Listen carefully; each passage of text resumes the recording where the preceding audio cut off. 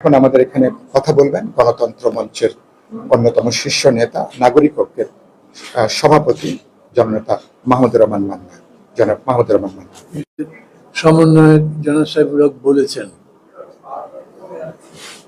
এটা একটু আমাদের সবার জন্যই উদ্বেগের বিষয়। আমি মনে করি এক ধরনের সতর্ক বার্তাও দেয়। একজনকে কোর্টে তোলা হয়েছে, কোর্টে হিয়ারিং এর পরে থেকে আদালতে নেওয়া হবে, সেইখানে যেরকম করে বাধা দেওয়া হয়েছে এটা খুব বেশি হয় না।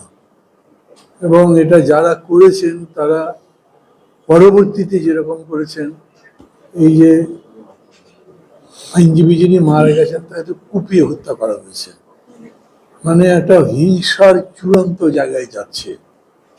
এইরকম ঘটনা আমরা আমাদের দেশে কম দেখি, আশেপাশে দেখি। মানে এগুলো মনে একটা রিপ্লিকার মতো,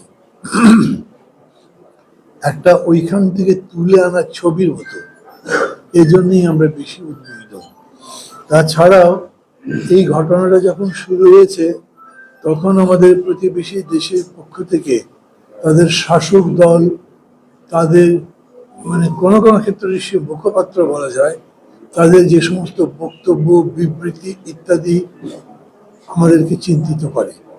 আর এজন্যই আমরা আসি এই কথা বলতে, বিশেষ করে দেশের জনগণকে, সাথে সাথে যারা যারা অংশী এটার হতে পারে, রাজনৈতিক দল এবং ক্ষমতায় যারা আছেন তারা।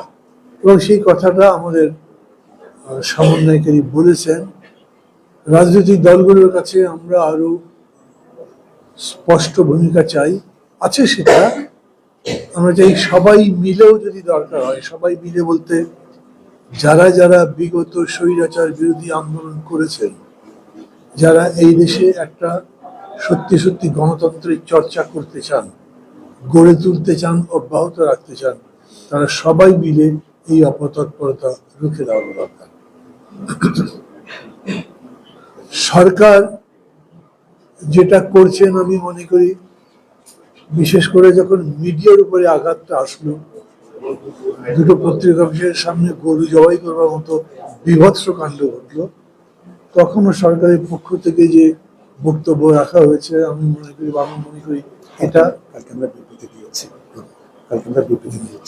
আমরা মনে করি এটা ইতিবাচক আছে। এর উপরে আমরা বিবৃতিও দিয়েছি। আমরা মিডিয়ার পরিপূর্ণ স্বাধীনতার কথা বলি, কারণ আমরা গণতন্ত্র নির্মাণ করতে যাচ্ছি, সেটা নিয়ন্ত্রিত গণতন্ত্র কোনোভাবেই না।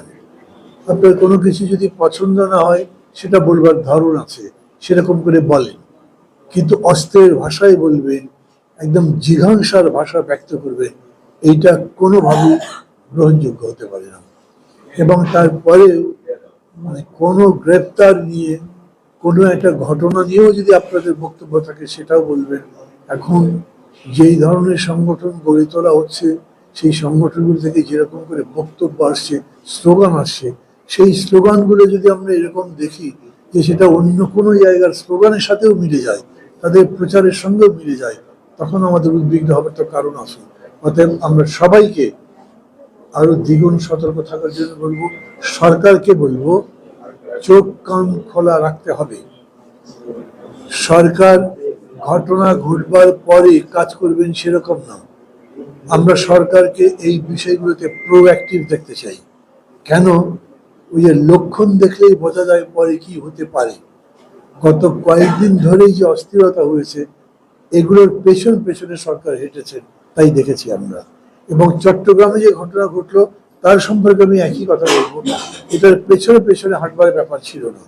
একেবারে এই মানুষগুলো যেরকম করে ট্রাকের সামনে শুয়ে পড়লো এবং তারপরে যে সংঘাতটা হলো, এটা প্রতিরোধ করা যেত, প্রতিকার করা যেত।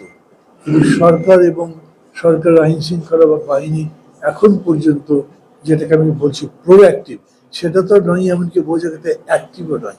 এক্ষেত্রেও সরকারকে আরো বেশি সতর্ক থাকার জন্য বলবো। এবং মানে শেষ পর্যন্ত হয় কি, যখন কোনো ঘটনা ঘটে, সেই ঘটনার সময় যারা দায়িত্বে থাকেন, দায় তারই বর্তায়।